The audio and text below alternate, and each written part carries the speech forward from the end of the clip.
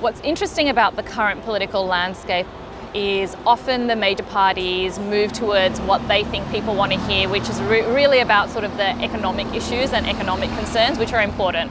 Obviously, employment's important, job growth is important, but underlying a lot of that are the social issues. If we're more equitable in our social policies, that in itself will allow economic and financial outcomes to become better.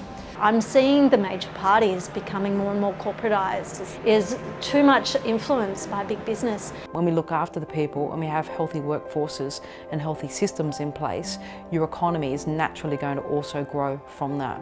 It's about equality, the independent people in society, you know, the voice of everyone, not the voice of some guy who wants to just try and promote himself to be Prime Minister for 2 or 3 terms.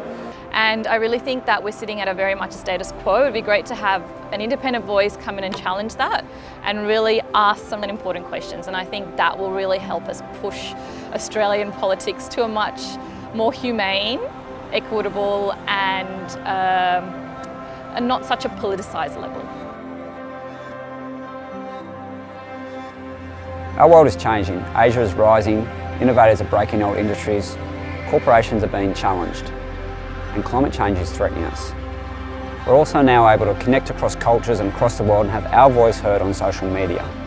But while our world's changing, politicians are in back rooms plotting who's going to be the next Prime Minister, how to hurt each other, and what cash to flash to win the next election.